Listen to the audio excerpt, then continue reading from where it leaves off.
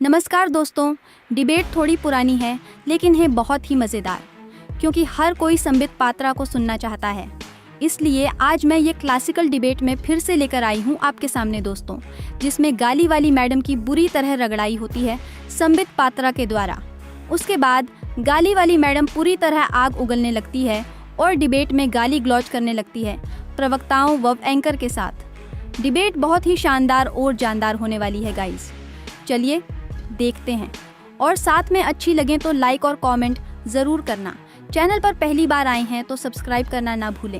धन्यवाद। ये टीवी वाले भाई पिक्चर चालू करो बे। लेकिन शुरुआत संबित पात्रा आपसे ही करते हुए, बर्ग साहब का कहना है कि जैसे हिंदुस्तान ने आजादी पाई, बिल्कुल वैसे ही अफगानिस्तान में तालिबान ने आजादी दिलाई है। क्या है इस पर टिप्पणी आप लोगों की? देखिए चित्रा जी, मुझे तो आश्चर्य हो रहा है कि इस पे हमें टिप्पणी भी करना पड़ रहा है, इस पर हमें बोलना भी पड़ रहा है, और हिंदुस्तान में ऐसे लोग भी मौजूद हैं। और मुझे दुख इस बात की है कि इन लोगों की टिप्पणियों के कारण पूरे हिंदुस्तान के मुसलमानों को कई लोग एक ब्रश से पेंट करते हैं। देखिए अभी नुमानी जी के बयान को मैं सुन रहा था। मैं हिंदी मुसलमान हूं और मैं मुबारकबाद भेजता हूं। किस प्रकार का स्टेटमेंट था। और जो सफीकुर रहमान बर्क, वैसे एक बात मैं कह दूं, ये हमारी गलत जुबानी है जो हम लेफ्ट को लिबरल कहते हैं। Left is never the liberal, वो कभी लिबरल होती नहीं है, वो बहुत कट्टरपंथ होती है। और ये लोग एक एक्सक्यूज ढूंढ रहे हैं कि क्या हो गया तालिबान के लिए हम इतना कुछ कह रहे हैं, मगर जो हिंदुस्तान में सैफरन आतंकवाद है उसके विरोध में हम कुछ नहीं कह रहे हैं। और तो और नुमानी साहब एक एक्सक्यूज दे रहे हैं। वो तो स्पोक्सपर्सन से, तालिबान के स्पोक्सपर्सन से 2 कदम आगे चले गए हैं। वो कह रहे हैं कि आपके ऊपर तो गलत इल्जाम लगाए जा रहे हैं तालिबान, कि आप महिलाओं के साथ बदसलूकी कर रहे हो। नन्ही नन्ही बच्चियां तो स्कूल जा रही हैं अफगानिस्तान में। किस कदर बाजारें भी खुल गई हैं। आप देखिए किस प्रकार अमन चैन का माहौल है चारों तरफ। शर्म आती है। और ये all India personal law board के मेंबर हैं, अर्थात ये मुस्लिम रिप्रेजेंटेटिव हैं। और मैं याद दिला दूं चित्रा जी, ये वही व्यक्ति हैं, ये जो all India Muslim personal law board है, जब ट्रिपल तलाक को एबॉलिश करने के लिए, बैन करने के लिए कोर्ट में केस चल रहा था, सुप्रीम कोर्ट ने all India personal law board से जब एफिडेविट मांगा था, आपने पता था इन साहब ने क्या लिख के दिया था? All India Muslim personal law board ने लिख के दिया था, महिलाओं का ट्रिपल तलाक में, तलाक बिद्दत में कोई कहासुनी नहीं होनी चाहिए, क्योंकि महिलाएं कम अकल होती हैं। एग्जैक्ट शब्द, कोट अनकोट, कम अकल होती हैं, उनमें कुदरती अकल कम होता है। तो स्वाभाविक है, सोच तो इनकी तालिबानी ही है। सुप्रिया, ये जो बयान सामने आया है दो लोगों की ओर से, किस तरह से कांग्रेस पार्टी भी सरकार के ऊपर लगातार इस मुद्दे को लेकर सवाल खड़े कर रही है? चित्रा जी, मुझे ऐसा लगता है कि इस पर वाद विवाद का विषय नहीं है। ये कोई बचपने का तू मैमे का विषय नहीं है। ये बहुत बड़ा फॉरेन पॉलिसी का मामला है और इसको थोड़ी परिपक्वता से देखना होगा। हमारी सरकार ने दोहा में तालिबान से बात करी है। हमारी सरकार ने तालिबान से जो अमेरिका के साथ बातचीत हुई थी उसका भी हिस्सा थी। और हो सकता है आगे चलकर अफगानिस्तान में जो तालिबानियों ने अब कब्जा किया है सरकार पर, हो सकता है हमारी सरकार उनसे कूटनीतिक आगे का रिश्ता दिखाए।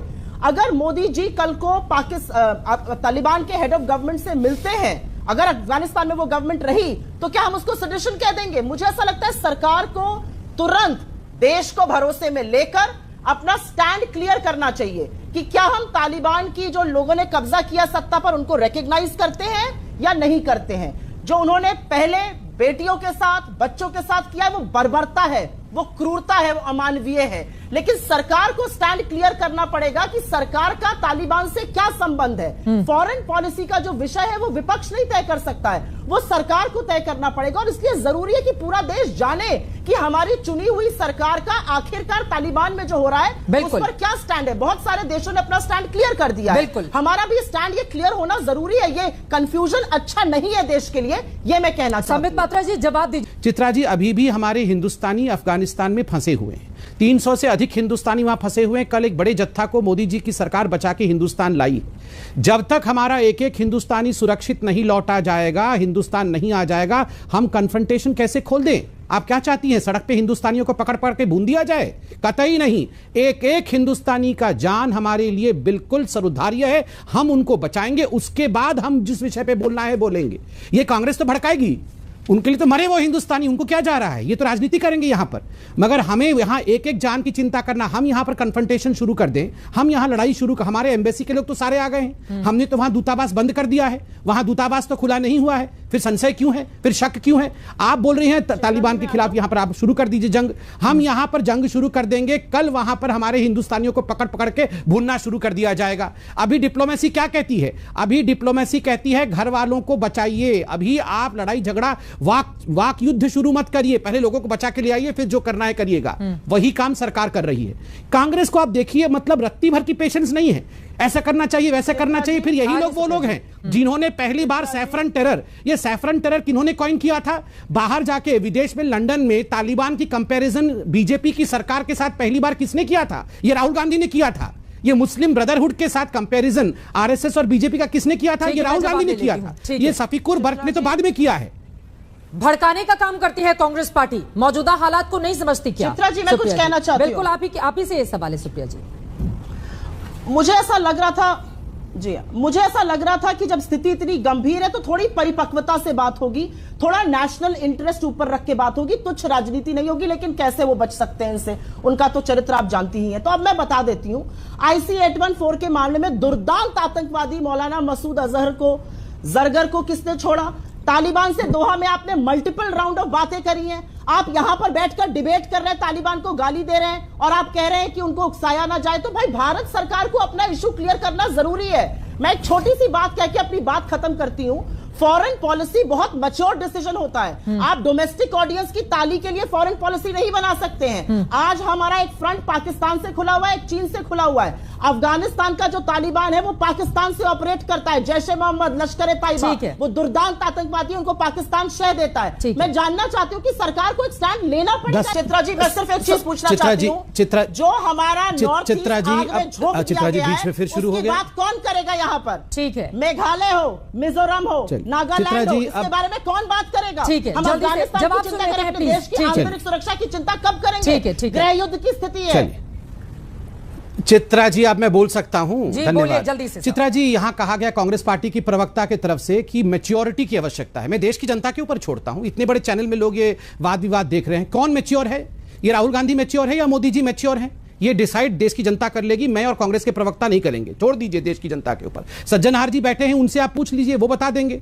जो मैंने आपको कहा यही मैच्योरिटी है। पहले देश की जनता को बचा के लाना, बाद में राहुल गांधी जी के प्रश्नों का उत्तर देना। और मेघालय और मिजोरम के बारे में डिस्कशन करने से किसने मना किया है? आप तालिबान की गलत हरकतों को मेघालय मिजोरम से कंपेयर करने की जरूरत कर रही है। यह स्वरा भास्कर और आप में क्या फर्क है? दोनों आउट ऑफ वर्क हैं, दोनों के पास काम नहीं है, दोनों देश को बदनाम करने में लगी हुई हैं। याद रखिए, both of them are out of work. Please sir, ठीक है। हमारा आज का टॉपिक ये है कि आखिर तालिबान परस्ती इस देश के भीतर कुछ लोगों की क्यों है। हम मेन टॉपिक पर आते हैं। प्लीज आप दोनों लोगों से गुजारिश है। अशोक सज्जनहार जी, जल्दी से एक आपका कमेंट। और राहुल गांधी से बोलो क्या सेवन करके आता है वो। प्लीज कोई व्यक्तिगत टिप्पणी नहीं। अशोक सज्जनहार देना चाहूंगा चित्रा जी, क्योंकि इतना आपका डिस्कशन हुआ है। एक बात तो ये समझ लेनी चाहिए, वाली मैडम हमेशा गाली देती रहती है, 24 घंटे गाली देती रहती है। हमारी फॉरेन पॉलिसी में किसी प्रकार का कंफ्यूजन नहीं है। हमारी फॉरेन पॉलिसी में बिल्कुल क्लैरिटी है। चित्रा जी, इस मैडम से कहिए गाली देना बंद करें पहले। ये क्या होता है? आप क्या सेवन करके आते हैं? क्या होता है? ना, ये मैंने तो इनके बारे में कुछ नहीं कहा। ये क्यों कह रही थी क्या सेवन करके आते हैं? राहुल गांधी सोच रखा है क्या सेवन करके आते हैं? राहुल गांधी सोच रखा है क्या कुछ सेवन करके ही बैठना पड़ता है? ठीक है साहब, पानी पी के बैठते हैं भैया। अशोक जी को बोलने दीजिए। राहुल गांधी सेवन करके बैठते होंगे? प्लीज आप क्षुद्रता का अपना वो परिचय मत दिया। जिस तरह से इन दोनों ने तालिबान का समर्थन किया है, हमारे करोड़ों मुसलमान भाई तालिबान को समर्थन नहीं कर रहे होंगे, मगर इन दोनों के प्रेजेंटेशन के कारण ऐसा प्रतीत हो रहा है मानो देश में करोड़ों लोग तालिबान का समर्थन कर रहे हैं। बिल्कुल, एक सेकंड रुक जाइए।